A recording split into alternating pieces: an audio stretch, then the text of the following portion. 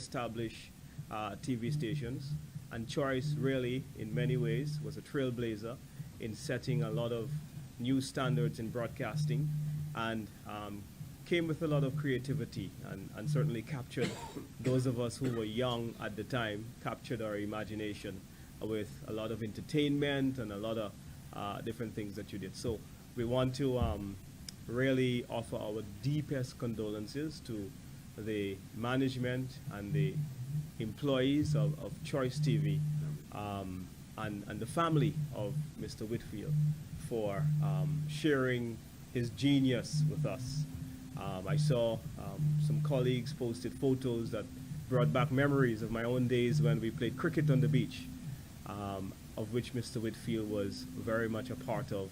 And it was like a big media family at that time. So deepest condolences and thanks to the Whitfield family for sharing Wayne with us and for allowing him to have made such a stellar contribution towards the development of the media in St. Lucia. Certainly one of the best graphic artists that I have known in the television business. So he will be missed. Thank you.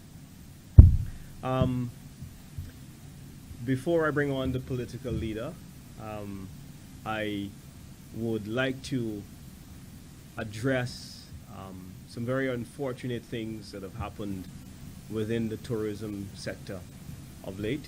And we are here to bring it to your attention and to decry the very wrong direction within which the sector is moving. You would remember very well that during COVID-19 that we saw a number of planes, in fact there were hundreds of airplanes parked all over the world on airports. And while many people were decrying and preoccupied with the crisis and how it had affected the travel industry, in fact the travel industry and tourism-dependent economies like St. Lucia and the Caribbean were the hardest hit by COVID-19. We saw that where economies depended on other sectors, that they weren't as badly hit. But while the economists were analyzing this rather dark situation, the then Alan Shastney-led government, of which I was happy to be part of, we saw an opportunity. We saw from this crisis the opportunity for St. Lucia to go into other parts of the world that we have never been into before. We saw an opportunity to open up new gateways for new flights to come from places that we have never seen in the history of tourism development. And out of that came a brand new flight from American Airlines out of Chicago. Never happened in history before. A brand new flight from Texas. Now the Texas flight is very important because Texas gets very hot in the summer. So while the traditional low season in the US market tends to be in that summer market, opening up, getting into Texas is very critical because while the rest of the US tend to get away in the winter as much as Texans do, but Texans also in the summer try to get away from the excessive heat. So having a flight from Texas is absolutely strategic. We got a flight by JetBlue out of New Jersey, which was also very important, gave people from both the city of New York and from New Jersey options of traveling through Newark if there wasn't availability to come to St. Lucia via the traditional gateway or via the JFK route. We saw the resumption of American Airlines coming out of New York, JFK. Very important because you would know, as obtains now, there's just one flight coming out of JFK. And when you have an airline with a monopoly route, that can cause some problems with pricing and makes the destination very uncompetitive. So putting in a flight out of JFK, having a second carrier flying from that main hub was absolutely important for St. Lucia. So we had American Airlines and we also had JetBlue. Second Miami flight, very critical, giving people through that main gateway options to come to the Caribbean in terms of times, connectivity from other gateways. Very, very, very important. Well, unfortunately, I'm sad to announce that we've lost all of that. We have lost 31% of our air seats from the United States. This makes the current Minister of Tourism the worst Minister of Tourism as it relates to the management of airlift. This has never happened to Romanus Lancico. This has never happened to Alan Chasney. This has never happened to his now boss and Prime Minister Philip J. Pierre. This is gross incompetence that haven't done all the hard work to ensure that St. Lucia was so strategically positioned after COVID in building up its airlift capacity out of the U.S. market in a way that we have been able to diversify and to expand the routes that we traveled is a very, very bad day for the industry. And so we saw that the U.S. market, as a result of that work, as a result of that foundation the United Workers' Party set for this current administration, the U.S. market performed. It was always our plan to make sure that the U.S. market compensates for other markets that were not doing well, like the Canadian market, for example. So it wasn't good enough for the U.S. market to just recover to where it was in pre-COVID. It was our plan to make sure that we get the U.S. market cranking at least by 150%, so that we would have made up for losses in the Canadian market, certainly the very conservative nature that they've had with COVID, as a result of problems that we foresaw in the Caribbean with the very weak position that we saw Liat in at the time. And so ensuring that your US and your UK markets would have overperformed, it meant then that you would have softened the blow that this would have brought to the destination, to the workers of this country, to the economy, and to the overall picture in St. Lucia as it pertains to tourism development. And so this winter, unfortunately, because this is happening in the middle of winter, this is not the traditional airlines that would normally have their flights go down in the summer. This is the winter we're talking about. I mean, you look at the States and you see there are snowstorms. How do you justify an airline pulling out? Well, not just one, but you're justifying 5 airlines pulling out of your destination in the middle of winter. How do you justify that? What is the reasoning? This has never happened before. Never in history has St. Lucia seen such a terrible day in its tourism management. So as a result, we don't expect that this winter is going to be as great as it could have been. We don't expect that total arrivals to our destination is going to be as strong this month. This would mean less hours for employees, because when the occupancies go down, what happens? Hotels do what is called a rotation. It means less pay. It means less money for the families. It means less taxi trips. It means that the hotels are going to buy less from local farmers and our distribution companies. It means that less electricity consumption, less taxes to the government. So this error, this mistake, is a fundamental error that this administration has allowed to happen, as they have done with most things. And I'm calling on the government to give a very detailed explanation as to what has gone wrong. We see as well that a number of destinations, I mean, we look at places like Jamaica, Dumrep, and they have surpassed their pre-COVID numbers when we compare to how they have performed this winter.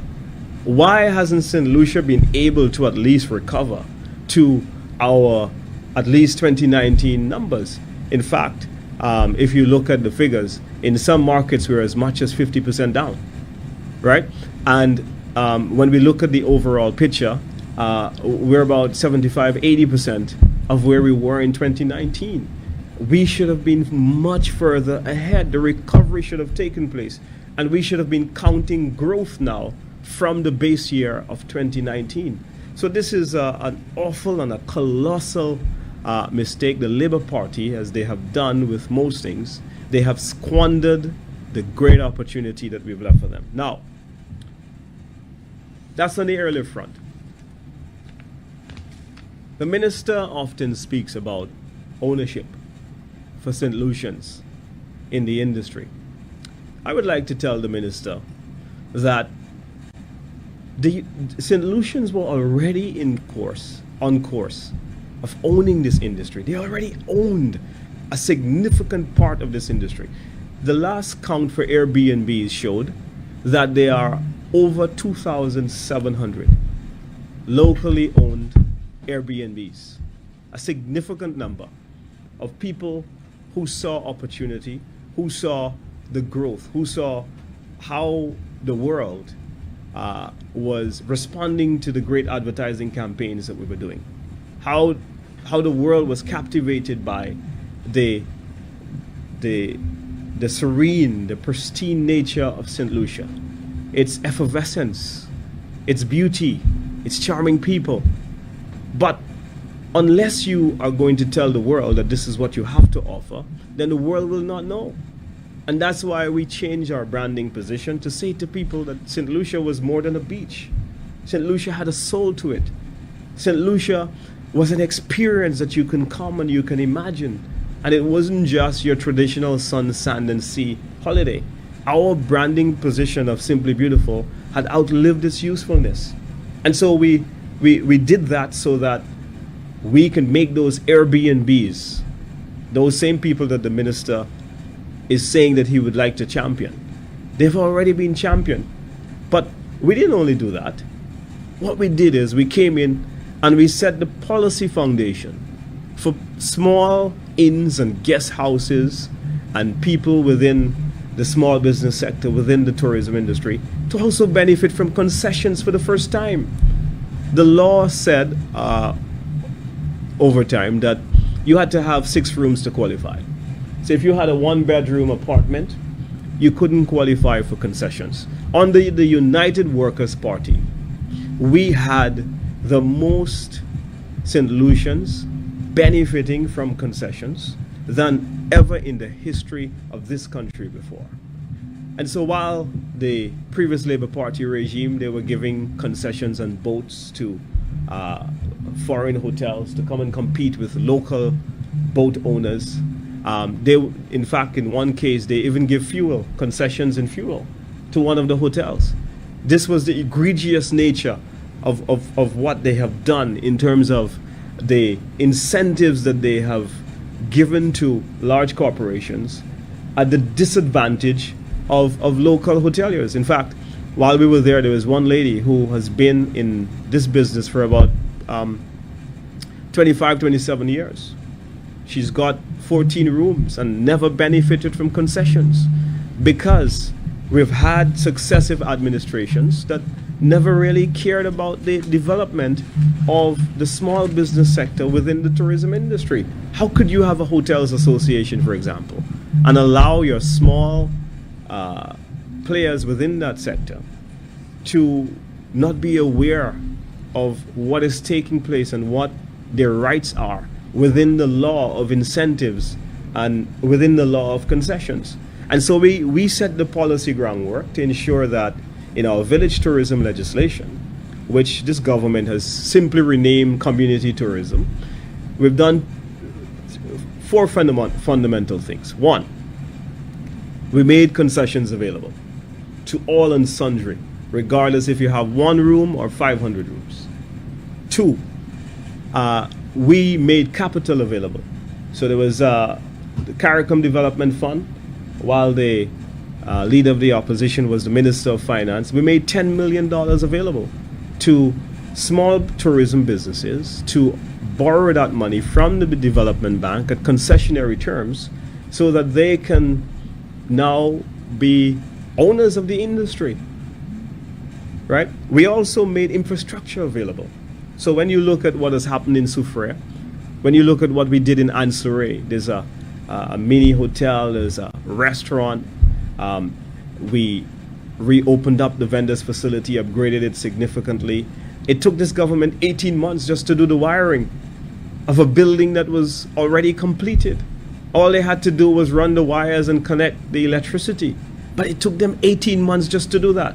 And you would have seen recently in the press that they just opened it. So if you're serious about people owning the industry and creating more opportunities for local entrepreneurship, then what you've got to do is ensure that you move faster with a greater level of urgency on these things so that people don't see your help as red tape or bureaucracy, but people see your help as inspiration so that they can grow their business, so that they can change their small business into a bigger business. And that's what we were all about. So to come and to suggest to people as if you all of a sudden care about the little guy, when everything that this administration has done suggests otherwise. I mean, look, the small business, Simply Mushrooms, was allowed to go a begging. Where's the youth economy? To come and pick this business up, for example. And so these are the things that we're talking about. You see a narrative from the Labour Party that does not correspond with its actions. What's your song? Action speaks louder than words. And so we are very concerned about the direction with which the sector is going. Look at what's happening with the crime situation. For weeks on end, we saw St. Lucia receiving bad press the world over because of the level of crime on the island. I mean, friends were calling me from the UK because of the unprecedented levels of bad press that we were receiving because of the intolerable level of crime. And what has this administration done? It has been business as usual. And the implications here, not just for our own national safety, but I have to say the implications on the tourism sector is absolutely critical. And so if the Minister of Tourism really cares about this sector, then he's got to make sure that he listens to the cries of people within the business who feel like their businesses are on the brink of collapse because of this very dire situation that we face in this country. And so if this is not addressed soon, this ticking time bomb, we're going to have a major explosion that is going to affect all of us. Too much is at stake. And so we're calling on the regime to deal with this crime situation so that we can manage an effective tourism destination, so that we can make sure that our citizens in this country feel safe, concerned with where the industry is going. The legislation which the government is now designing, the new incentive regime, I'm very, very intrigued by the debate that I see going on. I will make a further statement about that at another time. But some of the clauses and the provisions within there are of grave concern to small businesses, and they're going to hurt small businesses. There seems to be a direction of too much red tape. There seems to be a direction of government getting in the way of people progressing and doing things. The Airbnb revolution, one of the things that we accepted is that it happened without us. It happened without our intervention. And when small businesses get together and take initiative and invest and be successful, government needs to stay out of the way and be a facilitator and not to be a hindrance to people's progress and success. And so the Community Tourism Act that was passed as well is of like manner, where for you to qualify for the loan, you have to actually have a partnership with the government. But what if you don't want to have a partnership with the government? What if you're capable of doing it better than the government?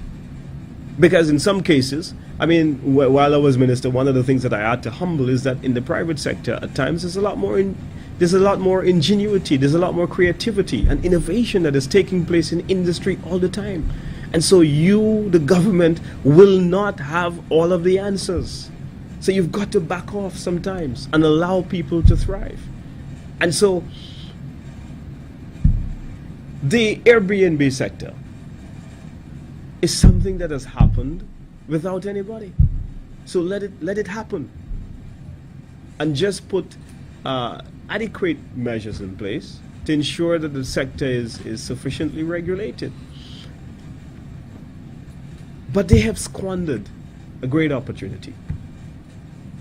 Great marketing campaigns, a great village tourism program to ensure that there's more local ownership. Now they've squandered the airlift situation in the country. All this government seems to care about is carnival. But I want to say to the minister, there's a big difference in managing a tourism destination and managing a carnival band. Major difference. And so he's got to make sure that he decipher the difference between the two. So I want to leave you with these words. I want to thank you very, very much. Our political leader has got some very important statements to make, and I want to bring him on right now, and then following that we will take your questions.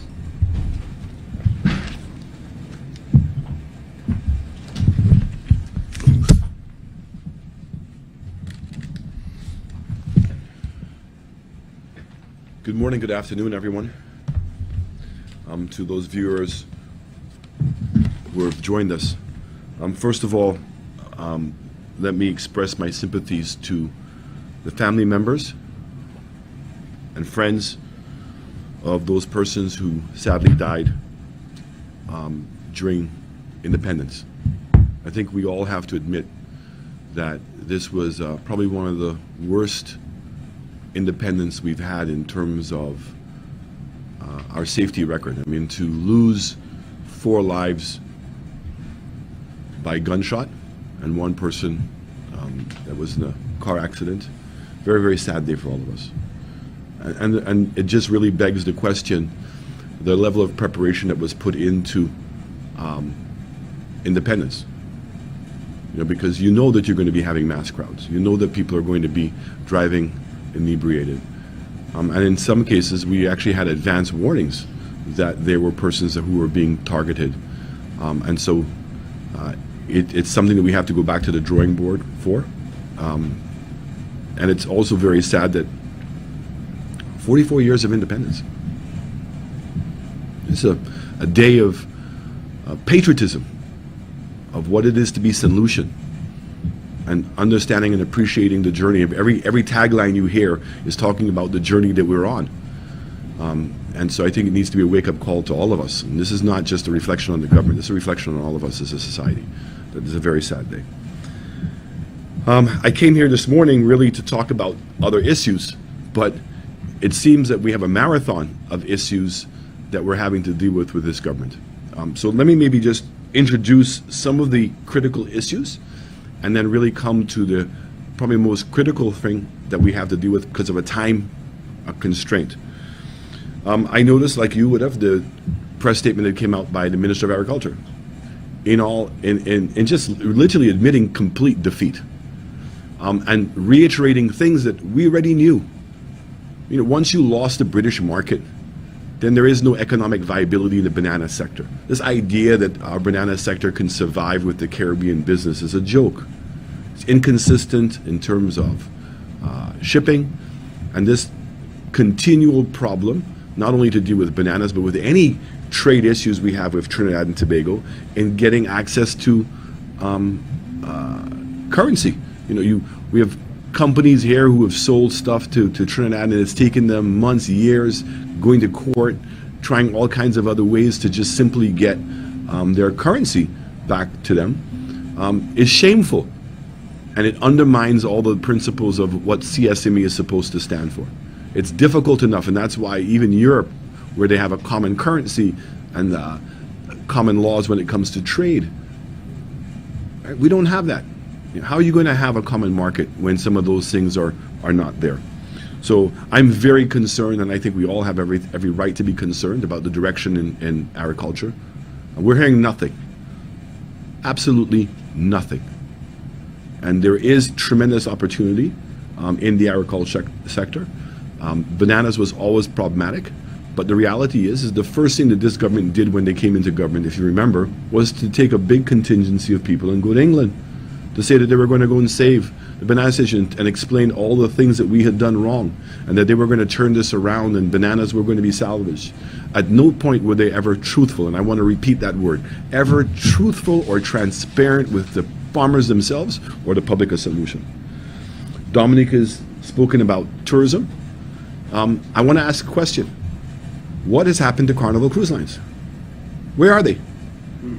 Why are they not here? Are they going to other islands in the Caribbean, in the Southern Caribbean? What would be the reason why they're not here? And what impact is that having on the numbers of arrivals that we're having into St. Lucia? And are there other cruise lines potentially contemplating the same thing? That's why I talk about transparency. It's okay to say you have a problem. Because when you do have a problem and you tell us you know about it and you can explain to us what the strategy is. The roads in St. Lucia. You know, leading up to the election, there was a saying that people said. They said that you cannot eat roads. And that was making reference to the government of St. Lucia's policy at the time to fix as many roads as we possibly could. Well, today I would challenge you and say that the roads are eating us. We spent over $500 million on fixing up roads, and we always said that that was good. But the reality is it only represented 1/3 of the roads. And maybe now they know that, you know, the Minister of Infrastructure, who has a nickname, they call him the heavy roller, that really what was he? Right? He was just heavyweight. Okay? Just incapable of managing the projects ahead of him. I mean, look what's going on at the Millennium Road. I mean, all I can see is, really? This is a rehabilitation of an existing road? The Rodney Bay Road. All the allegations of corruption. Where are they? How could you have had a fixed contract for $15 million to do 2 roundabouts, 4 lanes, sidewalks, and a pedestrian walkway? But you were able to justify spending $12 million on a little bridge by Baudouage. And you had a fixed contract in place. If you in fact hated Fresh Start, what you should have done is ask them to finish it under the fixed contract. Instead, what have you done? You've delayed, you've caused the contract to come into turmoil, and now you have to pay Fresh Start. And my understanding is the amount of money you have to pay Fresh Start is more than the $15 million after they've assessed the works already done today. And now you have to go and find a new contractor and pay them money to fix it. But in the meanwhile, the disrespect to the people of this country, the disrespect and understanding of that tourism in Rodney Bay is a mecca of tourism for us, that we have suffered for 2 years, I mean, in an embarrassment. It's embarrassing what is taking place at the Rodney Bay area. The economy. There was a new financial act that was passed. They indicated you're supposed to give us regular updates. I don't know, the media, I certainly have not seen any updates in terms of unemployment, in terms of economic growth, in terms of our debt to GDP, are we moving in the right directions, our expenditures? Nothing. But that's the disrespect that this government has towards the people, the disdain that they have towards the people of St. Lucia, the disdain and the disrespect that they have to the law of this country and any form of accountability. Crime.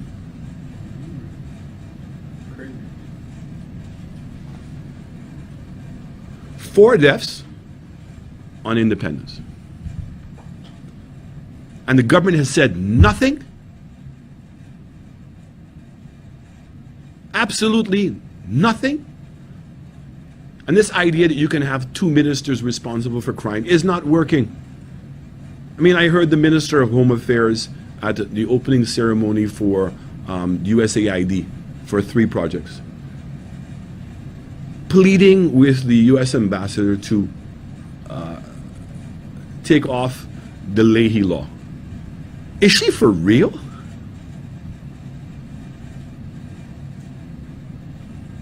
persons that were center of the Leahy law are in her cabinet.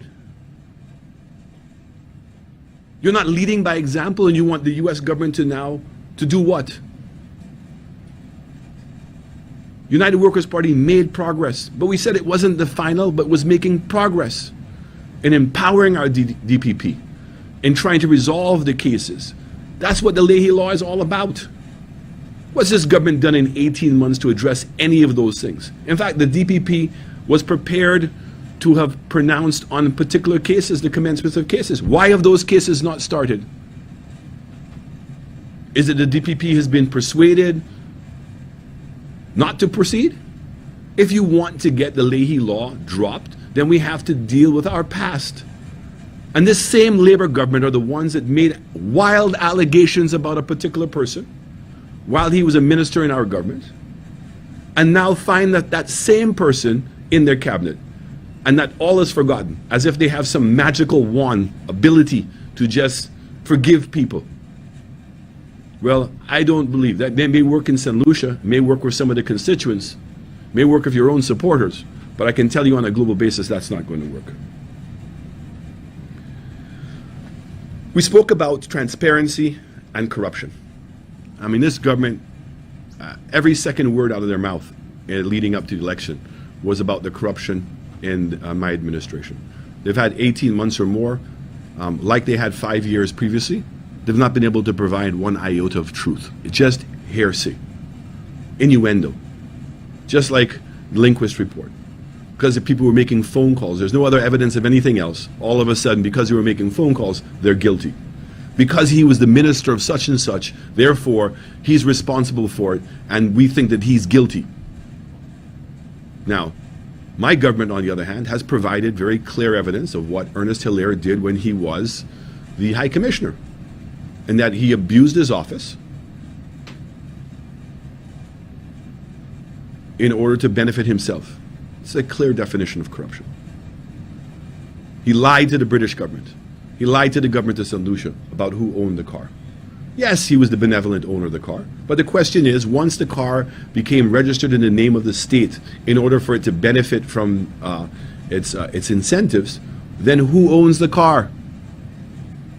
But there was some level of crime that was committed.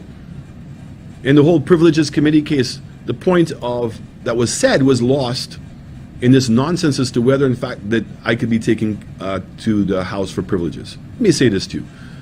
Misleading the House is a matter of what we call a standing order. Anytime a member of the House believes that some other person is misleading them, they're allowed to stand on a point of order. That's where it's dealt with. There are no privilege laws. It's just a name. But the point that I brought up was that Ernest Hilaire, when he was the High Commissioner, worked with the then Ambassador Jufali to open up an account in the name of the St.Lucia High Commission IMO account. That's a fact. The fact that £66,500 was transferred into the account by Jufali, that's a fact. The fact that the money was spent and some of those monies were transferred into the personal accounts of the staff that were in England, that is a fact. The Auditor General's office did a review, confirmed that the account existed, but that no permission was sought by the High Commission to open up the account. That's a fact. That when the monies arrived, the Ministry of Finance was never advised that the money came in. No permission was ever given to how to spend the money. No reports were done. And more importantly, that this account was with a dubious character. Jufali. Why was he made the ambassador? All of the evidence suggests that he was made ambassador only to facilitate him in getting immunity in his divorce case. So really, is that the new motto of St. Lucia, was to protect wealthy billionaires from their greedy wives? That became the new thing that we were supposed to be doing? Where is the anger in this country? Where are the voices in this country to call these people out? You can't just pass it over and this nonsensical answer that people give you in this country. Oh, both political parties are the same. Well, they're not. There's clear evidence against one, and there's innuendo against another. That's a fundamental difference. This is our country. This is something that we all have to have a vested interest in. And every single politician, every single civil servant, every St. Lucian ought to be accountable to the rule of law, because that's what binds us together. That's what keeps the whole thing sane. It can't be one set of rules for one people and another set of rules for another people. And we have to have the ability of calling it out. This idea that we live in a small society and we're scared to say these things to each other. So what? You have a child in your house and the child is a known criminal or pedophile? You're going to say nothing and allow that person to remain in your house? Even if they're your blood? At what? At the risk of everybody else in the house? And that's okay? So, recently, it's been made known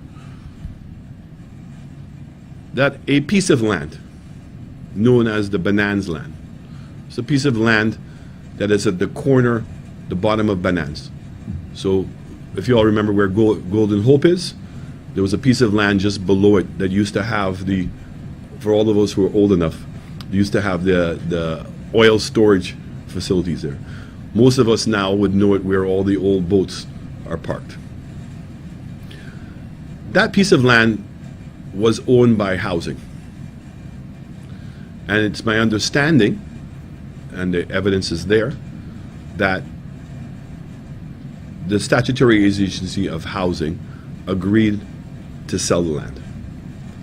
But first of all, it's important to note that in 2013, and I will give the documents to the media before they leave, evaluation was done of that land. And in 2013, the valuation said that the land was worth $70 a square foot. So in essence, about $7 million, because it's about 100,000 square feet of land, 2.5 acres of land. I would suggest to you that even back then, $70 was an underestimate. Because we know that land in Castries goes from anywhere between $500 to $1,000 a square foot. Here it is, a piece of land. What would you compare it to? What other piece of land would be in that proximity to Castries on the waterfront? And now with the new developments that are coming into that area, we've heard about the potential DPH development and expanding the Banana area, the new Millennium Highway that's coming in, all right? You have the redevelopment of Point Seraphin that's taking place. I would suggest to you that even if you wanted to accept $70 as a square foot in 2013, that land would be worth much more today. But in December, an individual who was a former senator of the Labour Party, an individual who wanted to run for them in Gros-Islet, a guy called Terry Finisterre, who was a surveyor, was asked to do, is it Terry? Terrence? Terrence Sinclair. Sinclair. Was asked to do a valuation by housing. And he valued the land at $35 a square foot. $35 a square foot.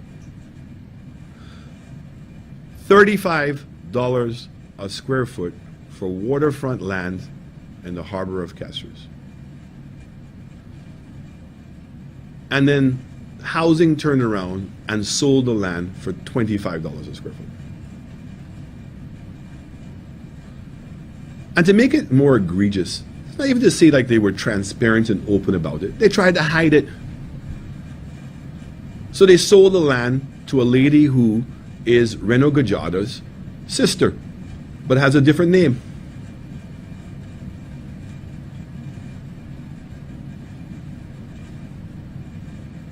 So was that because she's genuinely buying the land?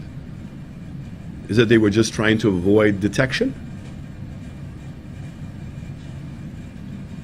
Now, first of all, I believe that that land, and in speaking to other persons, is worth in excess of $400 a square foot, which means that that land is valued at more than $40 million. But more importantly, this is a piece of land, ladies and gentlemen, that should have never been sold. And if it was going to be sold, it had to be sold with the idea that you were going to do something that was so amazing to benefit all of us. If it was going to be sold, why not invest in Lucia? Why not SLASPA? So the same Minister of Housing, on his public show, indicated that the land was offered to SLASPA. Well, who are the ministers for SLASPA?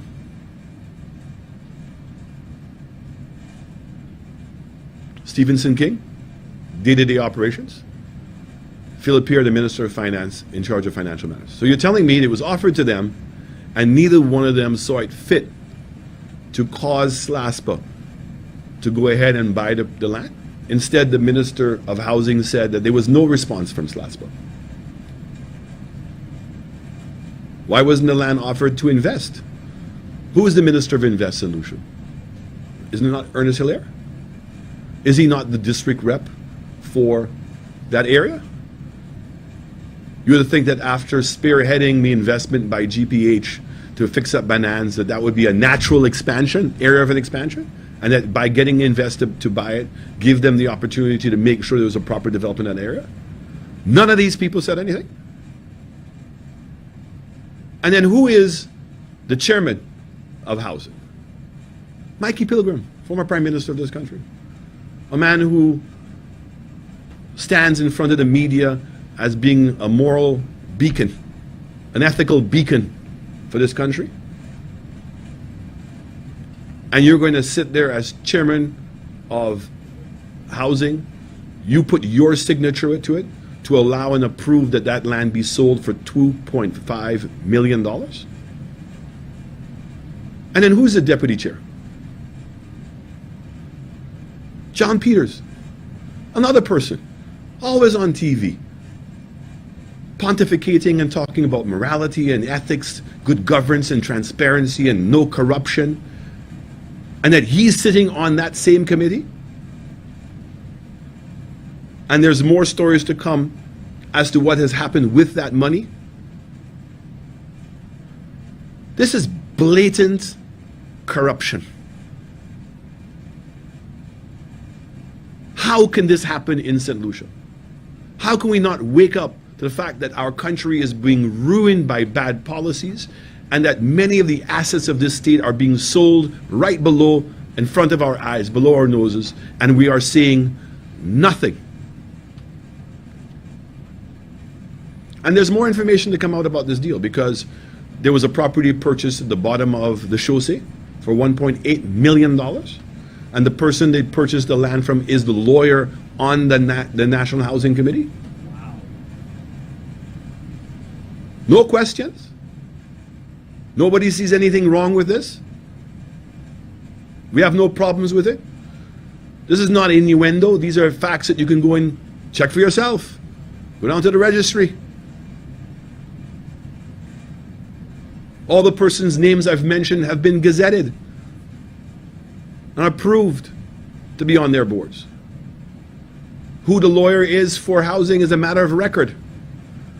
You don't have to guess, or is Alan just, the United Workers' Party, just creating innuendo, putting dust in my eye?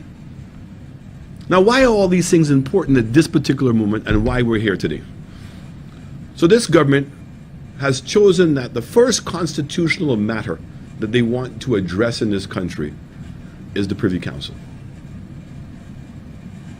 And to remove the Privy Council as our final court of appeal and to make it the CCJ. I want to say, I think philosophically, conceptually, I don't think anybody in the United Workers' Party has a problem with that.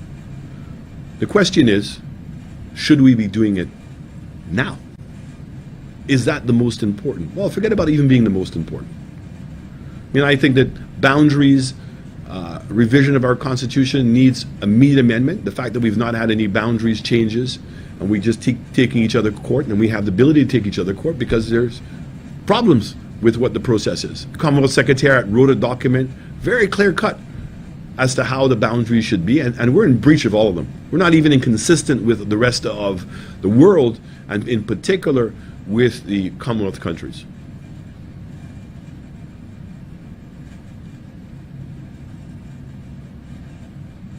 The CCJ was created in a large part to support CSME, trade, because we felt that we had to have a common trade law. And the first country to sign up was Barbados. And a large part why Owen Arthur signed up for it is because Barbados was the spearheading CSME. And since then, only 3 countries have joined: Guyana, Belize, and Dominica. None of the other OECS countries have joined. Not one. And Jamaica and Trinidad, which are the 2 largest economies in our region, have all but said they're not going to join. So why all of a sudden is it St. Lucia's turn? Why does St. Lucia have to go and be the guinea pig and spearhead on this issue right now? Why? And what is the benefit that's going to be brought to us? That the huge gains that we're going to be benefited from coming into the CCJ at this point? And particularly when you see some issues. I'm still scratch my head, I'm boggled how we talk about the separation between politics and justice and the judicial system. Isn't that what we always say? Separation between the two. How did Mario Michel end up to be a judge on the Court of Appeals? How did Thaddeus Antoine just become appointed to a committee that selects the judges for the CCJ? How? And these are questions that have to be answered.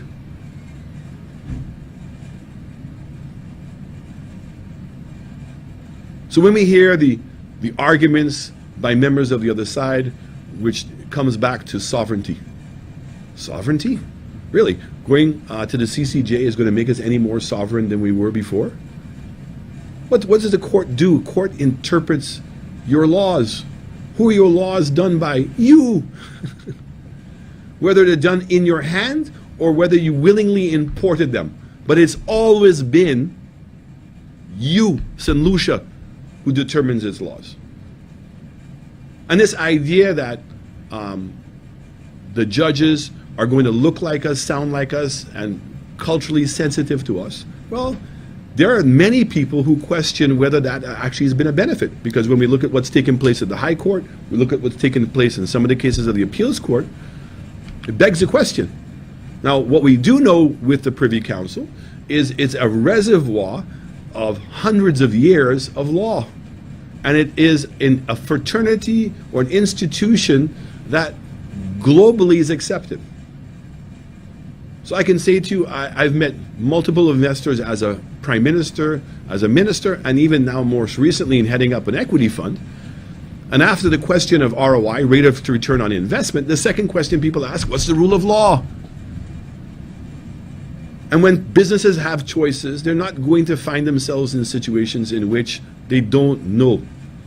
Let's take Dubai. Wealthy.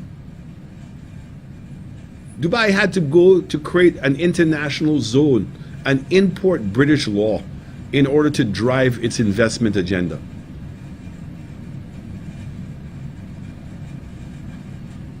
And I bring these issues up because these are very important issues. And the reality is that we have a government today. Do we trust them to make this decision for us? Because they seem intent to make this decision by themselves.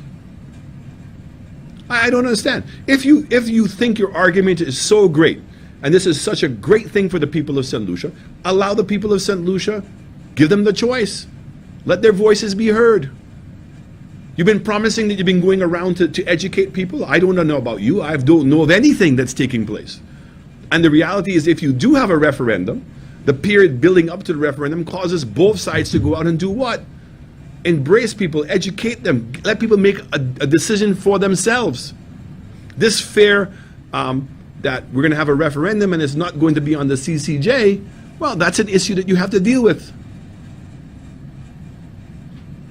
And I want to say this last part, because this is the most important part. Once we make the decision to go to the CCJ, there's no coming back.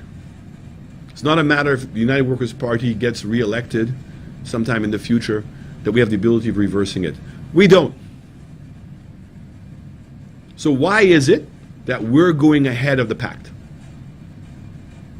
I would much rather to take our time, educate people, make sure that some of the ring fencing that we would like to see between politics and the judicial system are secure, and that people have confidence in that. People have confidence in our magistrates, have confidence in our high court, have a confidence in our appeals court. And this nonsensical idea that, oh, it's now more affordable. The affordability is not the issue. Even the CCJ is going to be limited on the number of cases that can be heard. How many people in St. Lucia, really the average person in St. Lucia, are going to end up at the final court of appeal? It really is for criminal matters and for very big investments. Most people are satisfied with their high court, and if they are unsatisfied, their appeal. Not many people, and even the CCJ or the Privy Council are going to be selective, like the Supreme Court, are going to be selective on the cases they're going to take. So don't come here and try to convince people of St. Lucia this is for them. But the reality is that if you can convince them that it's for them, no problem. But that's not what this government is doing.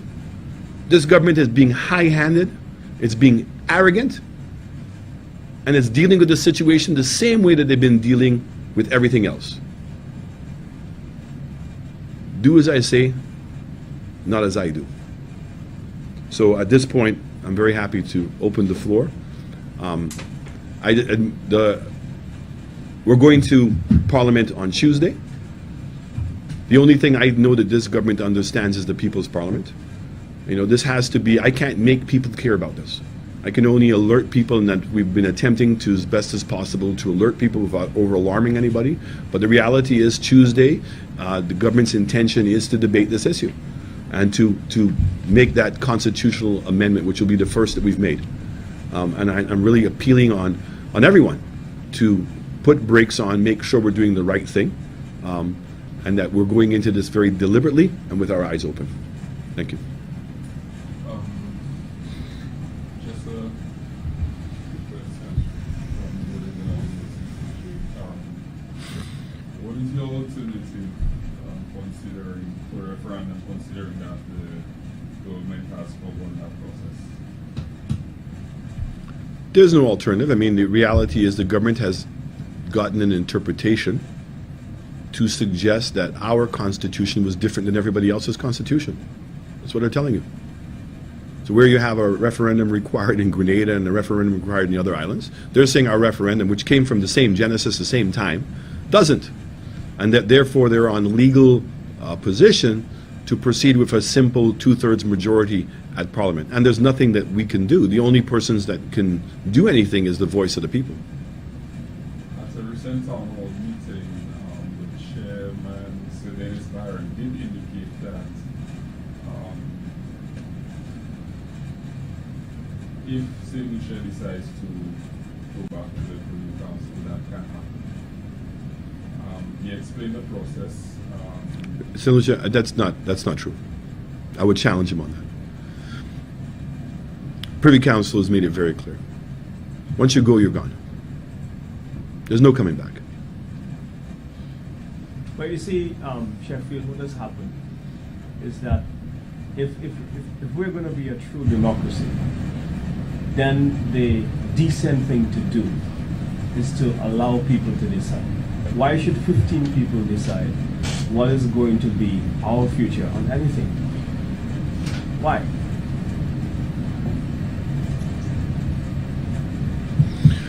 And you know, I'm going to say that there are some things I believe that the government clearly, I mean, if you want to go and make the amendments, I see they were proposing amendments for the Speaker, for the Deputy Speaker of the House.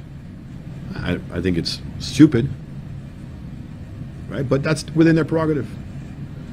I mean, I would love to see the government have taken up the mantle of the Boundaries Commission. You have a document that was written by a third party, which is the Commonwealth Secretary. It's impacting people. You can't have a constituency branch of 26,000 and another constituency branch of 5. That's a mockery of our Constitution, which says all constituencies should be the same size. Why this? Why this? And who is the persons that are pushing this agenda? Because I don't believe that people in the Parliament care one way or the other. I think it's just all about making St. Lucia worse. Truly. So why under your regime the boundaries issue was not addressed? Great question. It was. So when Kimson Rose was my Attorney General, and which was not easy, given the positions that she'd taken, and we agreed with Kim to take her out from being the Attorney General, and we gave her the position to help introduce constitutional change. And for those of you who were in the media fraternity would have remembered that Joe Clark came down here, the former Prime Minister of Canada, and the former Prime Minister of Malta came down, and they had several meetings back and forth. And the goal was to attempt to try to revise the Boundaries Commission. But it requires 2/3 majority. And the Labour Party was not interested. You know, I'm just saying, we've never done constitutional reform. Let's pick something that's meaningful. I'm not so sure Privy Council is one of those things right now that we ought to be messing with. I think it has too many implications, too difficult to be able to understand. Whereas I think the constitutional matter, whether you want to change the Governor General to being a president and come to a Commonwealth, we would support that tomorrow. So what are some of the implications you see in St.Lucia joining the CCJ? I think that from a foreign investment perspective and even an investment perspective, it doesn't instill the same level of confidence. I think that there are not enough countries that are part of CCJ for it to get that global recognition that it needs in order to gain that level of confidence.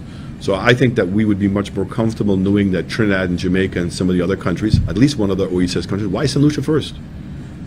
Do you see any benefits in going to the CCJ? There's no one benefit more than we're in the Privy Council. The reality is with the Privy Council, we know that's always going to be there. You know, CCJ has a very unique model of funding, which is a trust. But it's only got 4 countries in it right now. You know, the question is it going to generate more money when it has more, or is it going to go through more expenses, or is it going to be limited in what it could potentially do? I know that the Privy Council is always going to be there. I know that the Privy Council comes with it a repertoire of history, and that's very common to what our laws have been, and it instills a level of confidence in everyone. And I want to say that as a small island developing state, and Sir Arthur Lewis wrote about it, development by investment.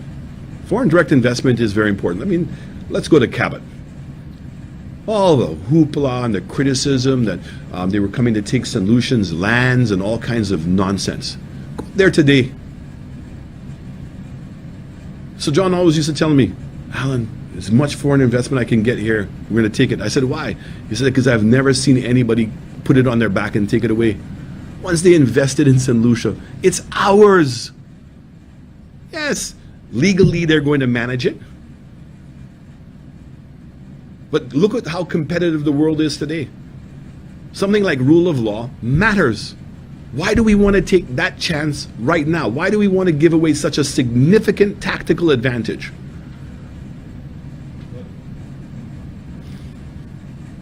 In your campaign, not essentially CCJ, you speak of referendum.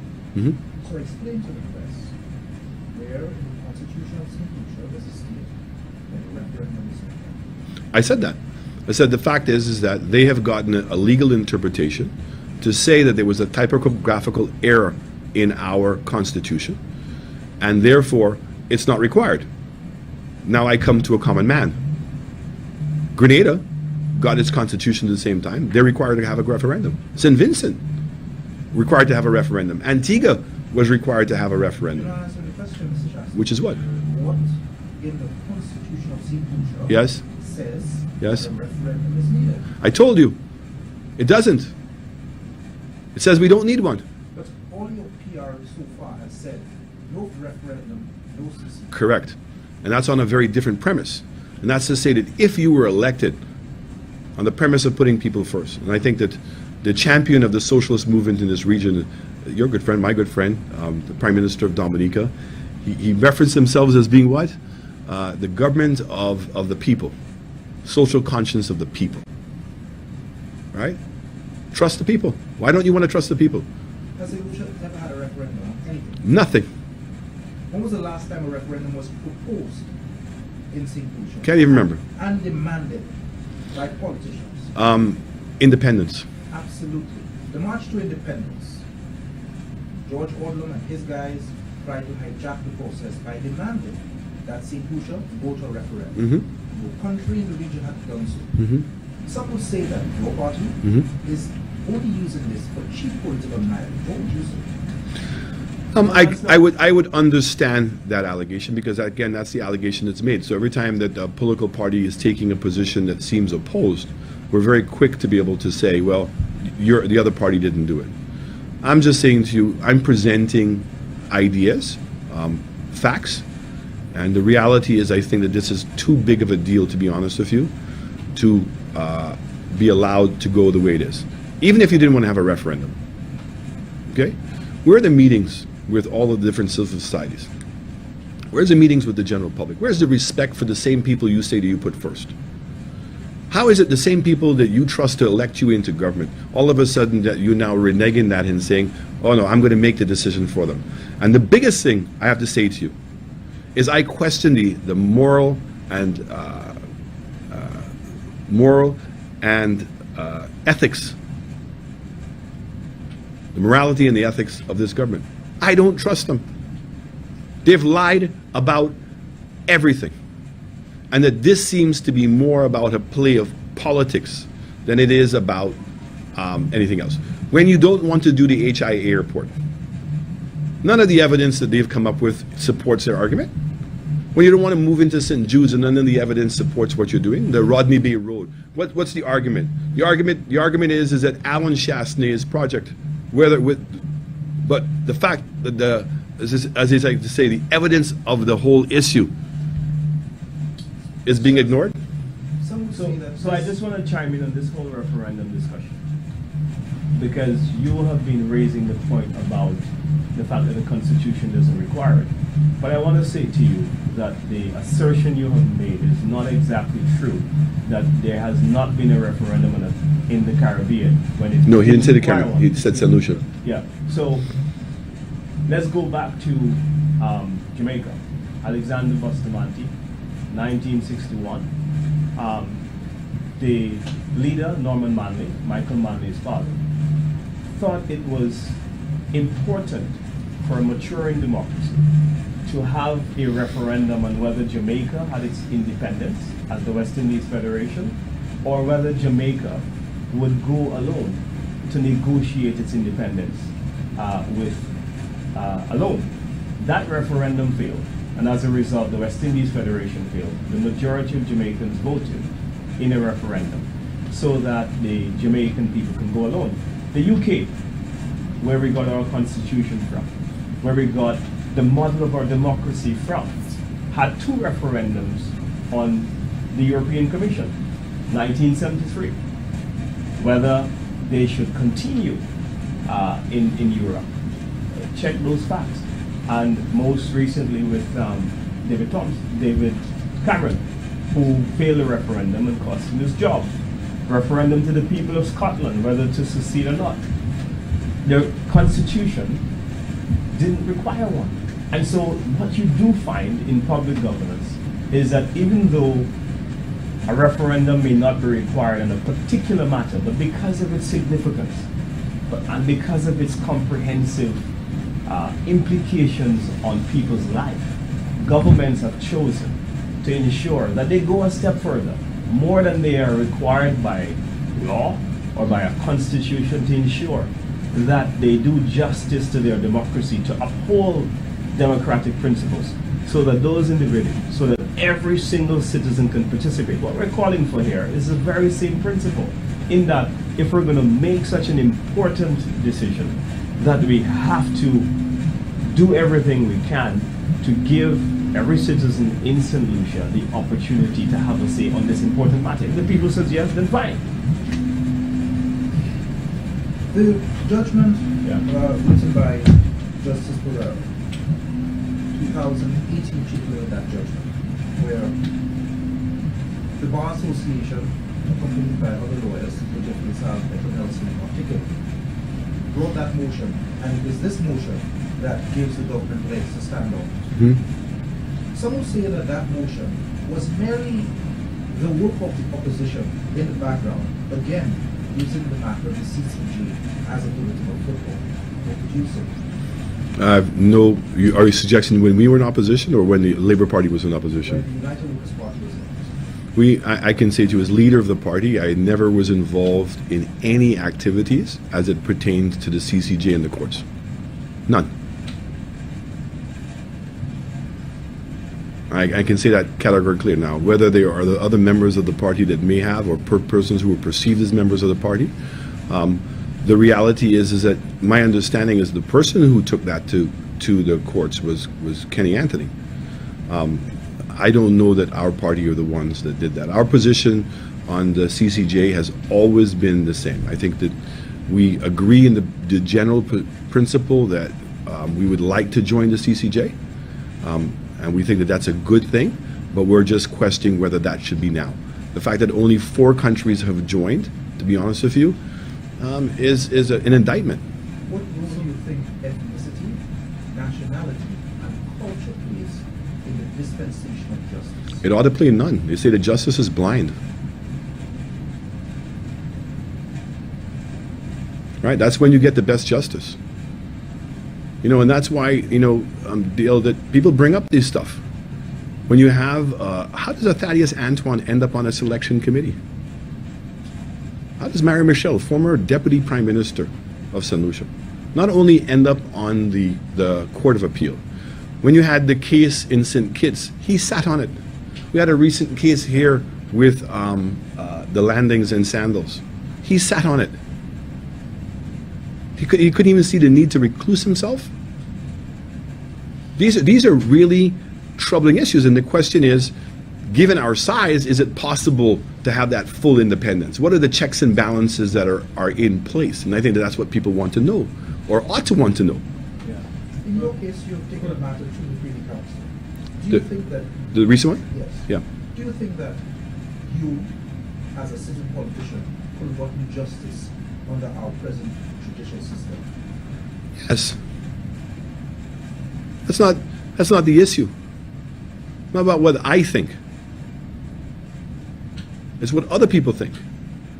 It's other people who are looking to make substantial investments, or that this matters the most to them. The fact is that on the case with Ernest Hilaire, we lost the case at the High Court. We won the case at the appeal, and now we're going to the Privy Council. It's just a matter of interpretation of what the law is, and you can argue it out. But it's when all of a sudden there are questionable things that take place that create those areas of conflict that causes the problem. And I think that that's what big businesses look at. I honestly believe, and maybe they're not going to come out and say it, but a Jamaica and a Trinidad that have so much foreign direct investment in their countries have taken that seriously into consideration. Look, the CCJ is, where is it housed? It's housed in Trinidad. Why have Trinidad not joined? And the fact is, the more experience the CCJ has, the more widespread that its coverage is, the better. But I think it's an indictment. 15 years has gone by. I say it's an indictment. Look, it's difficult. And I admire what we're attempting to do. And the only question we're asking right now, to be honest with you, given everything that's taking place in the world, all of the issues that we have to deal with, is now the time.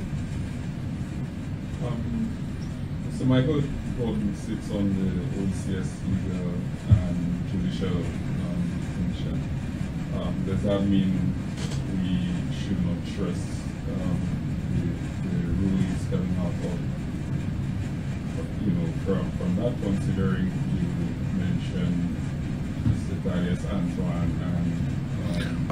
Are you looking to make a comparison between Michael Gordon and Thaddeus Antoine? It's just this is just. But it's an important question, because that's what the point we're making. Look, Thaddeus Antoine has been pretty much an exclusive defender of the Labour Party. Yeah. He went on a show, right, trying to defend the then minister over his Rover Gate, and said It's a price discount. that you can go to Point Seraphin and get a friend's discount. Okay? The reality, that's what he is. You know, Mr. Astafan, he's a brilliant lawyer. I have the greatest admiration for him, the greatest amount of respect for him. I mean, I go against him all the time. But in every single instance, the persons that he's representing are the Labour Party. So don't tell me he's not a, and I say this in the nicest and the most respectful way, he is what we describe as being a hack. Thaddeus is a hack. Okay? So I'm just saying to you, if you have a system that is not going to screen that process and raise the bar and say, you know what, Mr. Thaddeus, we think you're a great guy, blah, blah, blah, but because of your political affiliations, and given that we want to maintain this complete separation between the courts and politics, okay, you don't qualify.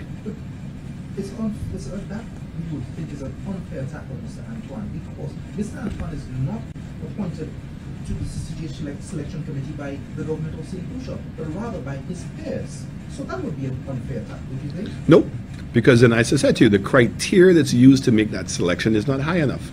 The due diligence that you're doing is not high enough. Because if you come to St. Lucia and find out about Thaddeus Antoine, we're going to be a member of the CCJ, right? We all want to know that there is no connection between the politicians and everybody else. But Mr. Shastri, one second. Mr. Shastri, you're still making it seem as if it is his political affiliation in St. Lucia then colors him as a professional in his capacity as a lawyer,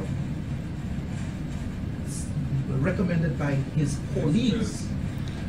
How many other people could have been selected? I'm just saying to you, sir. You know, it's like in our Constitution, we just had a recent issue interpreting the Governor General. When our Constitution says that the Governor General will appoint somebody, nominate somebody, and that's the word, nominate. So when the leader, the government, the Prime Minister nominates somebody to a board by the Constitution, they don't represent the Labour Party. They are nominated by the Labour Party. When they get onto that committee, they are to derobe themselves of any association. The person that's appointed or nominated by the leader of the opposition, same thing. Now, when you have an instance where there's 3 people on a board, one being nominated by the Prime Minister, one being nominated by the leader of the opposition, and one person being nominated by the Governor General. I go around and people think, oh, the Governor General is allowed to put whomever he wants. No! The interpretation of that is the Governor General must make sure that it must be somebody who would not be nominated by the government, who would not be nominated by the opposition, but nominated by the people. And if we want our institutions to stand for something, there are persons, I'm not saying that Thaddeus is a bad person. I'm just saying for that particular position, right, he's disqualified because of virtue of his bias here in St. Lucia. You can't take that away. That's who people know him as. And the reality is, I don't trust Thaddeus to derobe himself of any loyalties, because he's never done that. His loyalty has always been to the Labour Party. Whereas, you take a Michael Gordon, Michael may have his political preferences one way or the other, but I am satisfied that when he has to make the decision, okay, that he's going to make the decision in his own mind, and he's not going to be prejudiced in any way.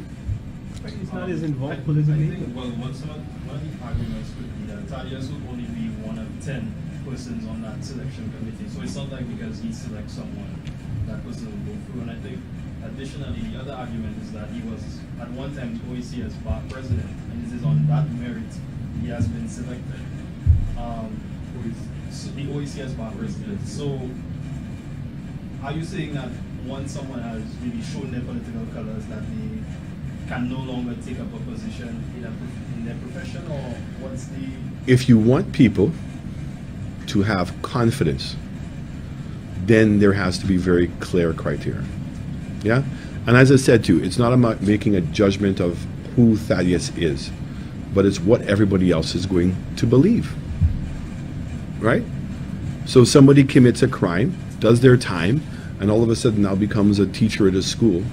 Okay? As a parent, the system says the person's been cleansed. Yeah. I'm now going to take that person and put that person in the classroom to oversee your child. Are you willing to take that chance? Okay? So institutions that are critical institutions. The judicial system is a critical institution. You know, I have my own issues. Right? I mean, you're talking about, I had 3 defamation cases against Richard Frederick that go back to from the time, second year in office. And none of those things were heard. And I had to go through an election in which people said they believed what he said. And there's clear evidence that what he said was a lie. I didn't get my day in court. There are people out there who are in similar positions who take this thing very seriously. They're not going to get on a soapbox and publicly denounce somebody. How are you going to work it out? Your only way of getting justice isn't through the justice system. And you want to know that the justice system is fair. I mean, I go to Singapore. Singapore didn't make it to where it was by accident. You know what the penalty for corruption in Singapore is? Does anybody here know what the penalty for corruption in Singapore is? Death.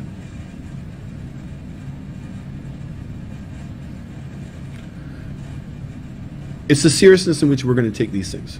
So I'm just saying to you, I think when it comes to justice, and it's so important, I've seen so many people feel like they've gotten an injustice. Yeah?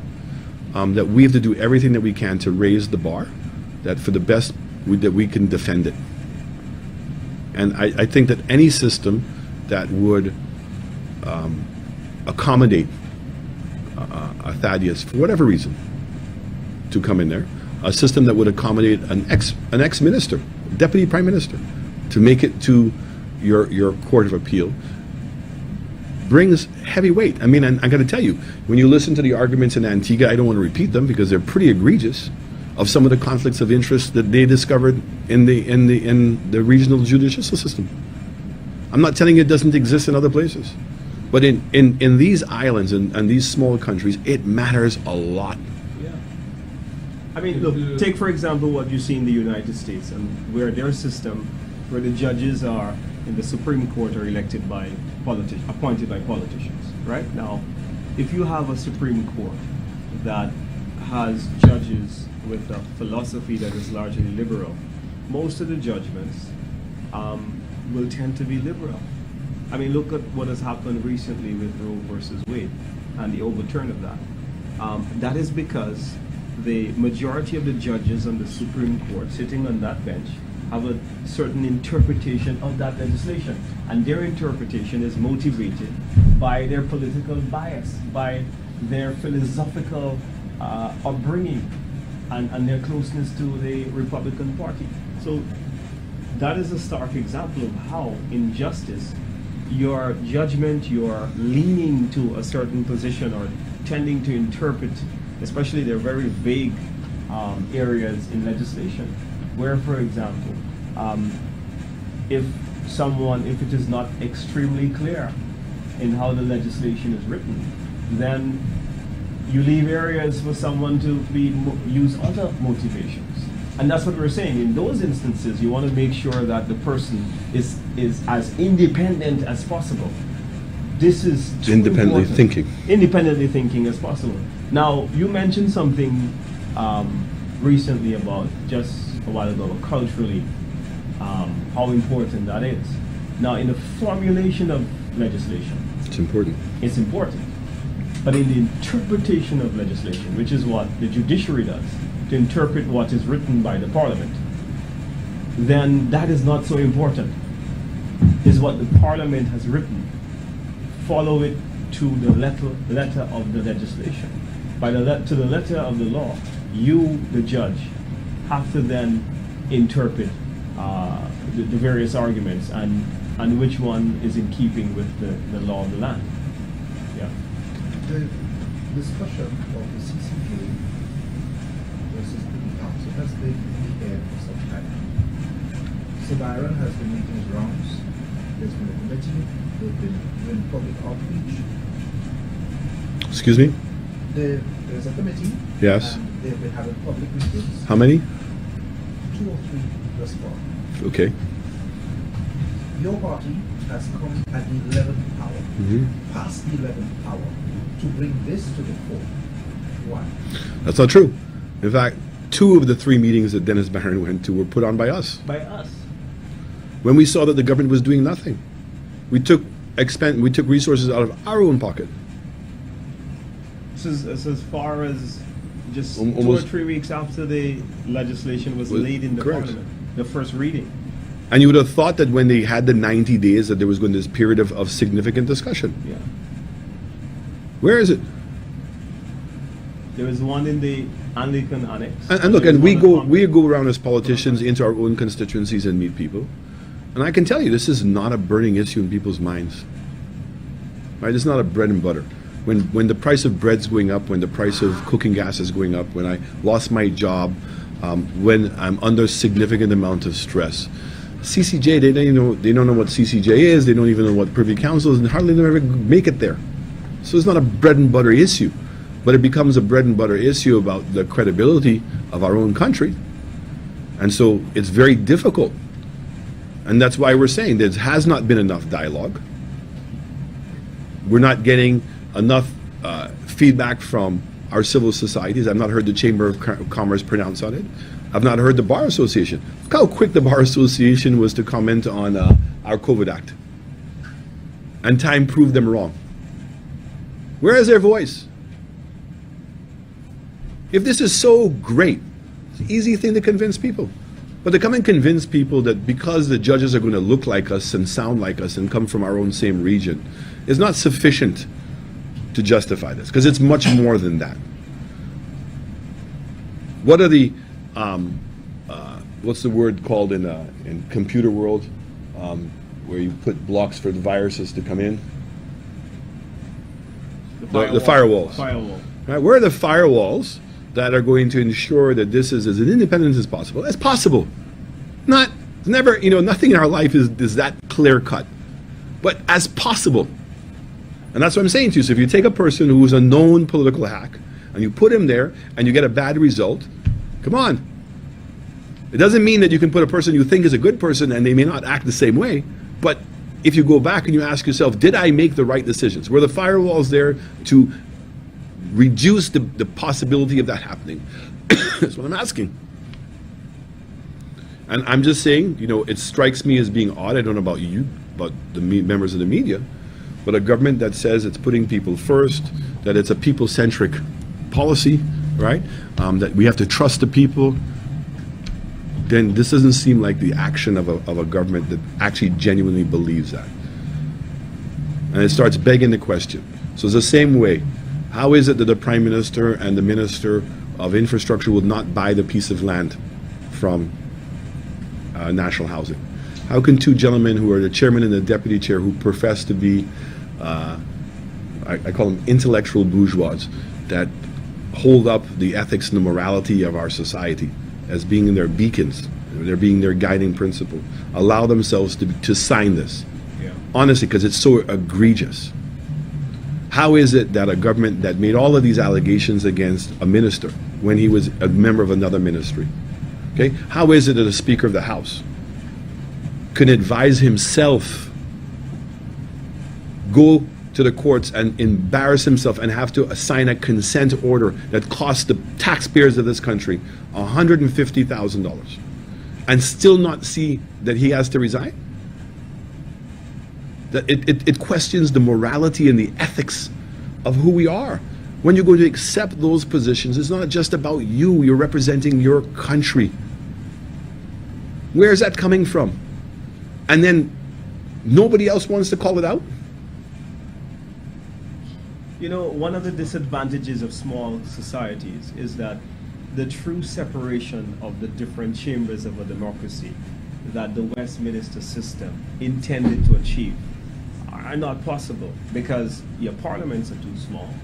There's going to always be intermingling between members of parliament, between the judiciary, between members of the executive. I mean, if you look, for example, at our own reality, in St. Lucia, you've got 15 MPs, and then everybody but one is in the executive. But that system is meant to have separation of duties where the cabinet is doing something totally different from the parliament, and the judiciary is made up by totally different people. And as much as possible, you would wish that there's no familiarity of family relations. But in small societies, that becomes impossible for your society to have the true separation, for there to be as little entanglement as possible with individuals who are not conflicted in any way. That is one of the disadvantages. And so by being with the CCJ, you have people who haven't been to school with you. The chances of one of the judges there knowing us in some way or being part of some... I mean, the present president of the CCJ was actually a candidate in an election with Ralph Gonzalez in the minority party in St. Vincent. That is a fact, right? We spoke about Senators Byron. He was president of the CCJ, and his brother was the Attorney General in St. Kitts at the same time. So how do you get the separation? You've got a former minister from St. Lucia who is now sitting on the bench as one of our justices. We're not saying that these individuals are culpable in any way, but what we're saying is that it makes it difficult for a human being to function in an independent, objective manner when you've got those realities. I'm in the same political party, sitting in Alan Chasney's cabinet at some time in my career history. I become a judge, he comes before me, and you think it's going to be I'm going to be totally impartial and don't have any biases towards it? But That's and impossible. that's the point. The point is that he ought to recluse himself. Correct. Okay, that's the ethics and the morality that I'm speaking about. It's like with the speaker. Hey, nobody caused the speaker to go and do what he did. He did it himself. But he has to take responsibility for that. He advised himself. He's cost the taxpayers of this country $150,000. He's embarrassed the position. And yet, he doesn't feel the need to resign? Is it 250,000 or 75,000? $75,000 was for my lawyers. How much he paid his lawyers? Did you ask the question? Oh, You don't know. But you have to know. That's what I'm asking. You Okay. can't say you know, but you have to ask. That's what I'm asking. So I'm saying to you, He said yeah, 75,000. is what he paid. What he paid my lawyers? And so guess what? He had two king counsels. I had one. How much did he pay his? Right? But the reality is that there's no standard. These are our institutions. The CCJ is a regional institution that the best way possible for it to be beyond approach.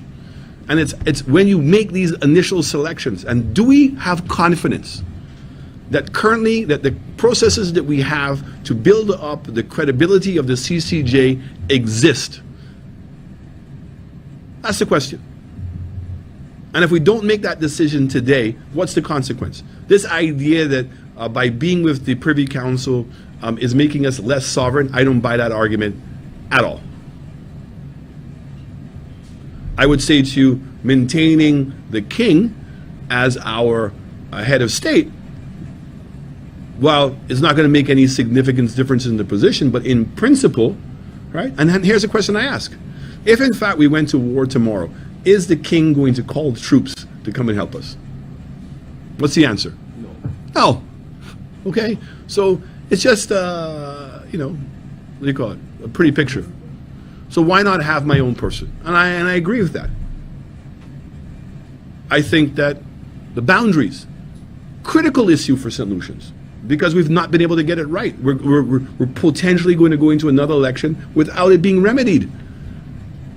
And it's egregious what's taking place with our boundaries. And again, it's a tough situation to make sure that those boundaries are done in a fair manner. Sorry. I just have a final question on crime. Considering the investments made to the police and whatnot, Investments. still an investment. Yeah, go ahead. Considering the crime situation, is there a need for proper plan and a review into that situation? Sure, I mean, we wrote a document. We sent it to them, we made it public to everybody else. Both governments, all governments buy cars. Everybody's fixed up the offices. This is standard practice. None of those things in itself are going to resolve the crime. And that's why we said the crime is a holistic issue. The failure of the other parts is the number of people that are being arrested and are in reprimand. Remand, sorry. It's preventing crime from taking place. We have a social issue. When we came into government, we had 8 social workers. 8. I increased it to 13. I'm embarrassed to say only 13. We need 50. But now if you have 50 social workers, right, and they're going around, they're going to need resources. Because all of a sudden when you start now addressing the issue and what the solutions are, it's going to take money. I want to say to all of us here, this idea that wanting the economy to grow and having a surplus budget, we better start learning that that's the future. Because it's because we run a deficit and we're only paying basic salaries. We're only paying basic operating costs, right? And that the debt financing is going up because the amount of deficits that we're running. Where's the money going to come from? To pay the salaries of 50 social workers? Maybe. But I can tell you, the programs that would be generated with their activity, we don't have that money. So the number of households that are struggling where mothers don't even know who themselves are. And just looking for the meal, looking to fix the home, where am I going to buy the books? I've said, the state needs to step up. Because it's love. It's about nurturing a young person where they care. And they're brought up with certain values that we can all respect. Right? But the ability to just walk up to somebody and shoot somebody, that shouldn't be in their conscience.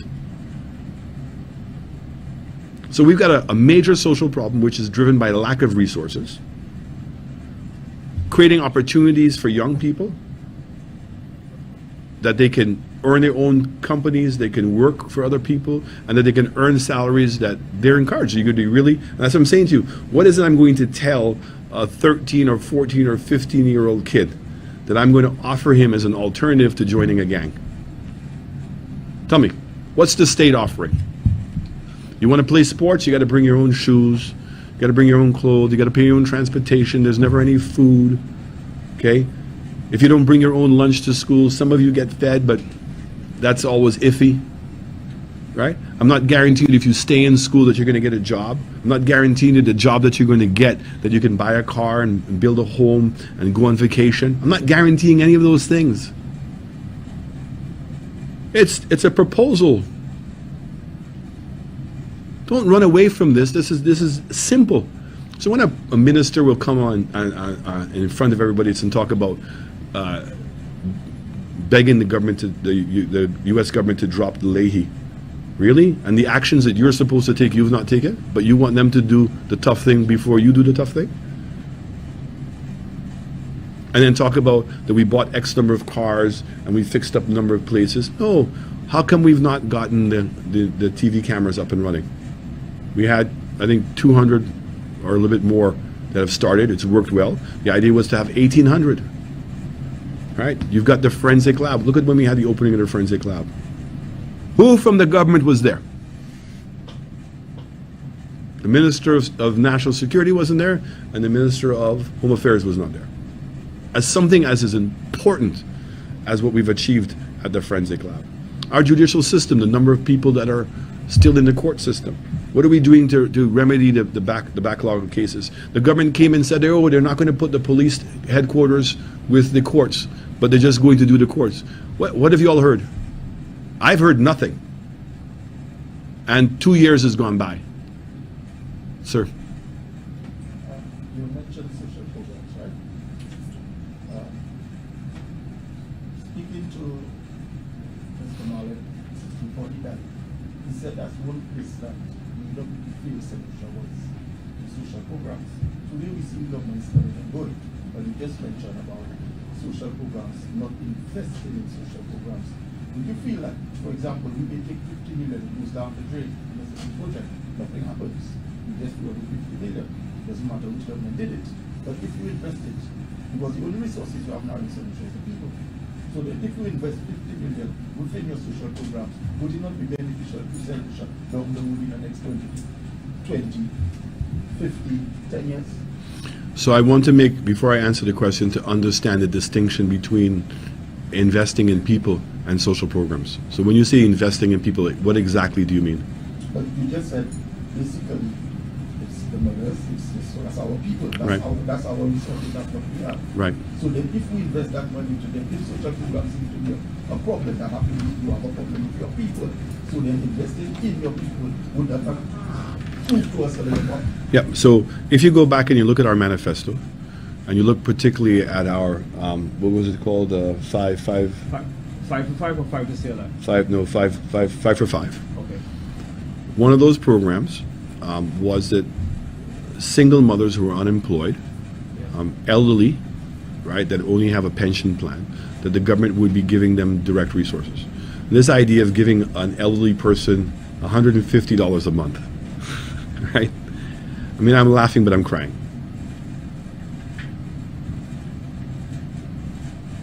Okay?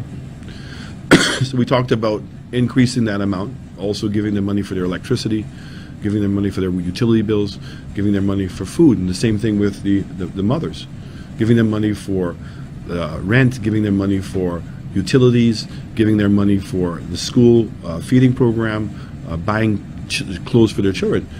Now, Health insurance. Health insurance. All of this starts working. So the moment that you can now focus on getting people employed, it starts taking them off of the welfare system.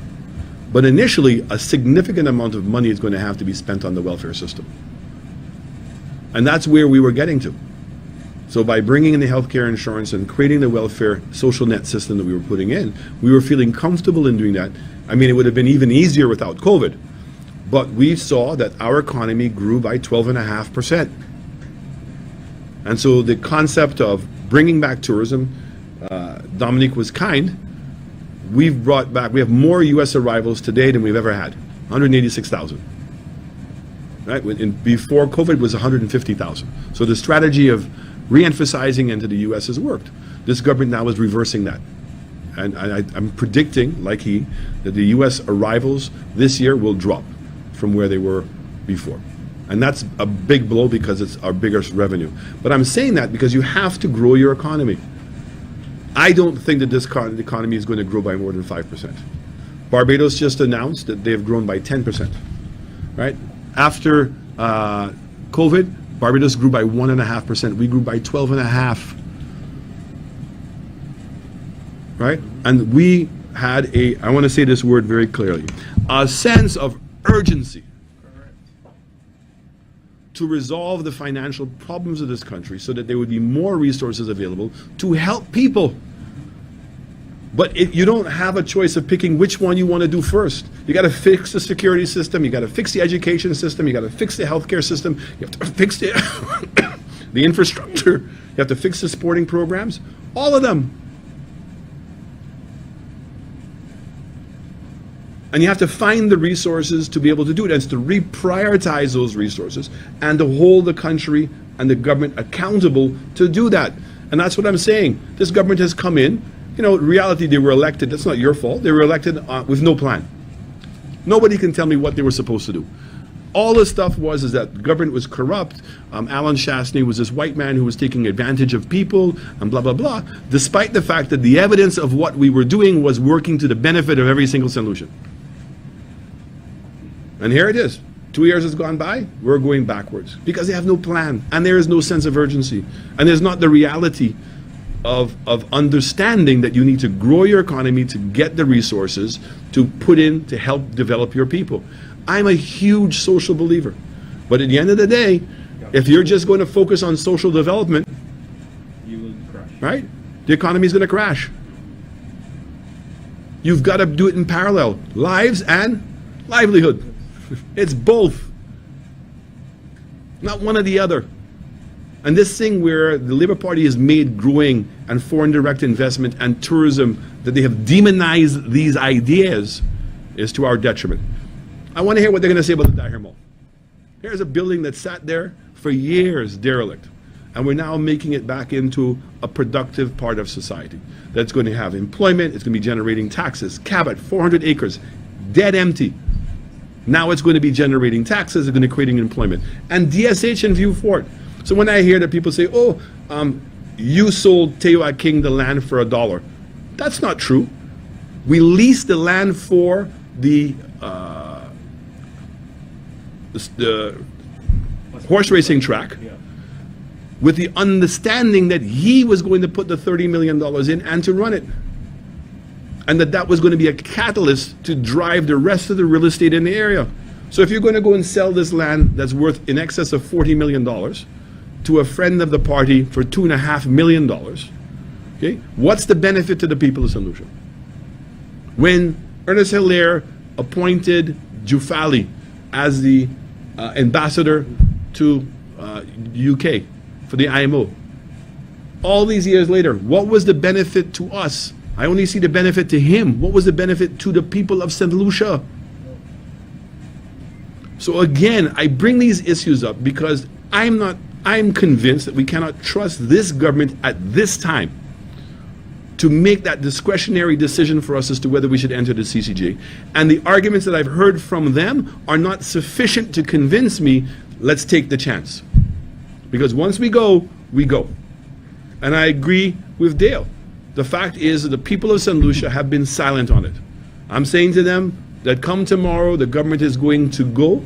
The question is, if you are not prepared to pass a judgment, then you should say no. And you should come out